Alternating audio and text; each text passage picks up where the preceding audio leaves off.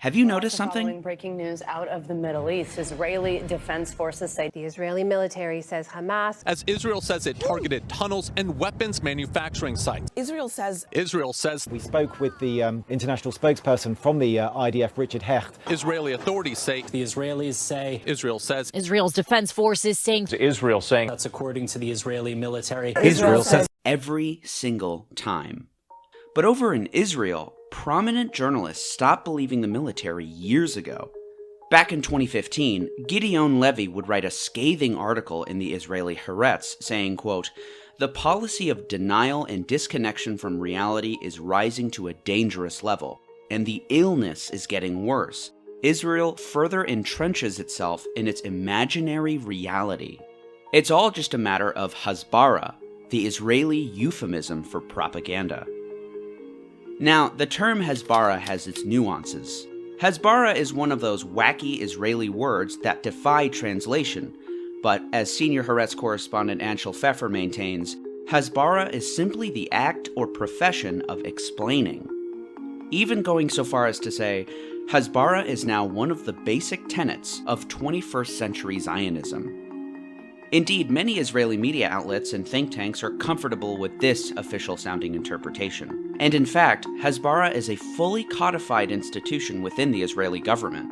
After the 2006 Lebanon War, the so-called Hasbara apparatus underwent a massive overhaul, which included the creation of a government office dedicated solely to Hasbara, the National Hasbara Headquarters within the Office of the Prime Minister.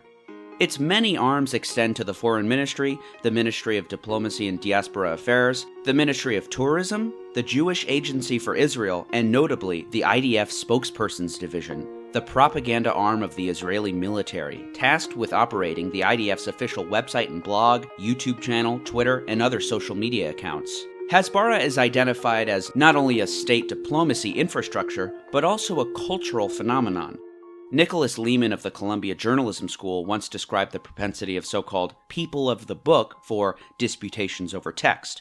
Indeed, Hasbara appears to be distinctly steeped in religious fundamentalism. Just take the current head of the Israeli Hasbara apparatus, Public Diplomacy Minister Distal Atbarian, whose plans for the future include denying that an Israeli occupation exists and that the Bible is the Jewish people's deed to the land. Other responsibilities as Hasbara minister will doubtless include overseeing Hasbara operations, the purpose of which being to facilitate the synchronization of Israel's narratives, especially during wartime. For this reason, official military communiques have earned the ire of even seasoned Israeli journalists. The state authorities have acquired for themselves a shady reputation when it comes to their credibility. And it's not only journalists, by the way, but also the IDF's very own Major General Yitzhak Brick, who complained that the military suffered from a, quote, culture of lying. In a stunning expose, Brick described within the IDF a culture of lies, whitewashing, squaring circles, concealing information, and coordinating testimonies of those involved before military police investigations begin. After Hamas was elected to power in Gaza in 2007, the US government sought to stage a coup with the full backing of Israel. They failed.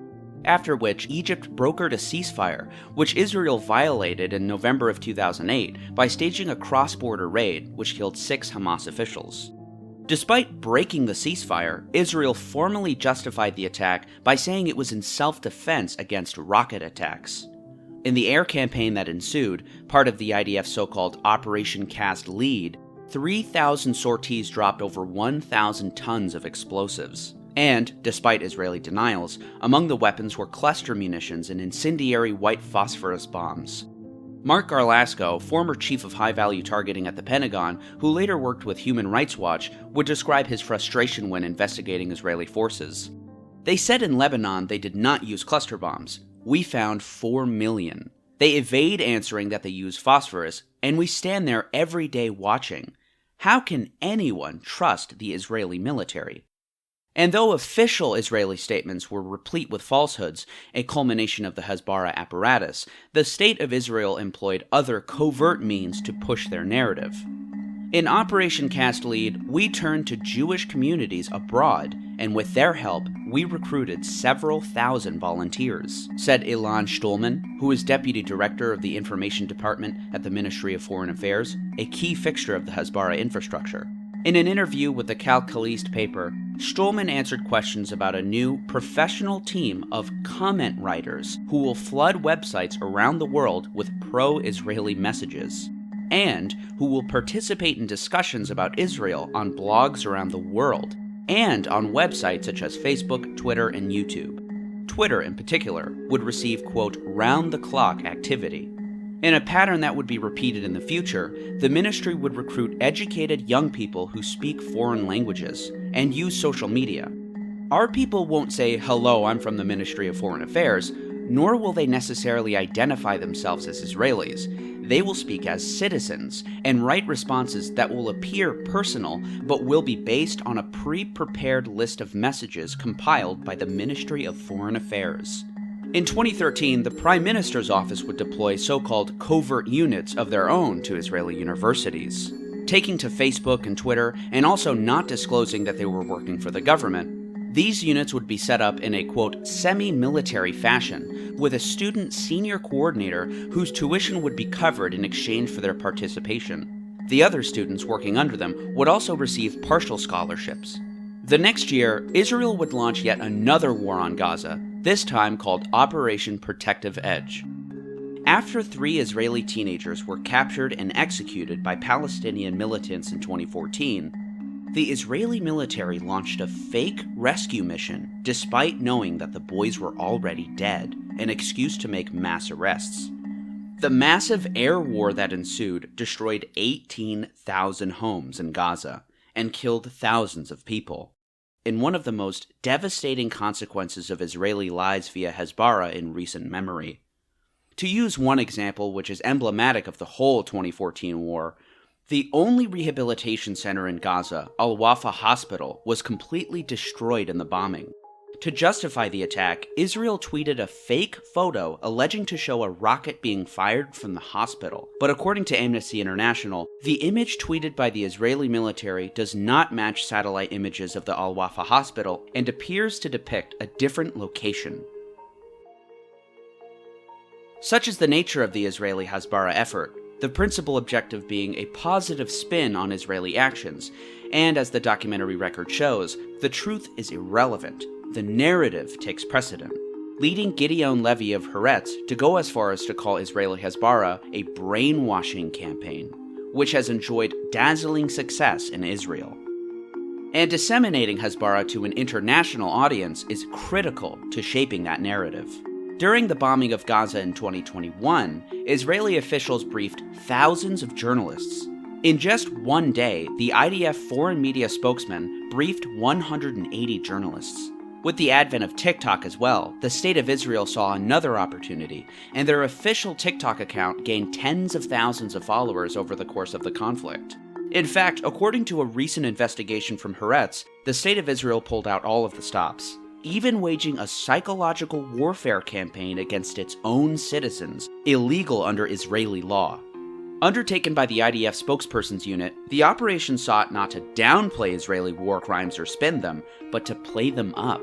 Using fake social media accounts in order to conceal their military source, IDF officers uploaded images and video of Israeli airstrikes and tried to make the hashtag Gaza Regrets go viral. The disproportionate destruction of Gaza has its negative consequences on Israeli Hasbara efforts, as described by former Hasbara chief Yarden Vadikai. The damage in Gaza is way larger and more dramatic than in Israel. In the world of public opinion, Israel is the stronger side. Palestinians are the weaker side. This is the limitation of Hasbara. You have to say it frankly. Israel is still hard at work deploying armies of keyboard warriors across the internet, and the architects of the operation are quite open about their efforts. Just in 2022, Israel's deputy foreign minister held a webinar for Hasbara activists, saying it is focusing on getting information out on social media to apply pressure on conventional media. The so-called online briefing was attended by about 100 participants, including activists and social media influencers. The deputy foreign minister, who at the time was Mr. Idan Rol, spoke very candidly to them about their important role in shaping public perceptions of Israeli military operations, saying that one of the biggest challenges is to fulfill as many operational goals as possible and as quickly as possible before international political pressure requires the country to halt its campaign. This determines how much breathing space the world gives us to continue hitting our targets, he said. This is where Hasbara comes in. Hasbara gives us time and gives us legitimacy to act and protect ourselves. He called social media specifically an instrument to apply pressure on conventional media. That's the name of the game these days. Also following breaking news out of the Middle East. Israel says Israeli authorities say. Hey everyone, thanks so much for watching, and if you enjoyed this video, or you feel like you learned something, please consider subscribing. And if you want to support the channel further, just go to patreon.com/GDFofficial to become a patron. The link is in the description. There you can watch exclusive and completely uncensored videos and join the Discord server. It's really a great community there. I also accept donations via PayPal and Cash App. Those QR codes are on the screen right now. Also, those links are in the description as well. I'd really appreciate any donations since YouTube hardly monetizes my videos. And it all goes to supporting the channel and making better quality content and helping with my research.